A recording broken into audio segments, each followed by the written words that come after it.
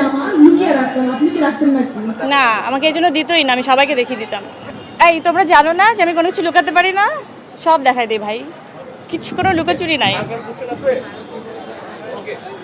Thank you. Eid মোবারক সবাইকে, অগ্রিম ঈদ মোবারক। ও আমাকে হেল্প করে, ও আজান দেয়, মানে ও আজানের আগে 2-3 বার আজান দিয়ে ফেলে।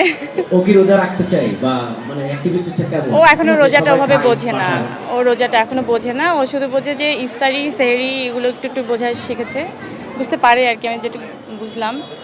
তো এই তো, ও খুব মানে টেবিল যখন হয় না যে সারাদিন পরে টেবিল সাজানো হয়, তখন ও আমাকে হেল্প করে। যিনি আমার সৌন্দর্যের প্রশংসা করলেন তাকে অবশ্যই থ্যাংক ইউ, কিন্তু এই যে শারীরিক গঠন, এই যে চিকন হয়েছি মোটা হয়েছি, এগুলো খুবই আমার মনে হয় এগুলো মাথা থেকে ছেড়ে ফেলা উচিত।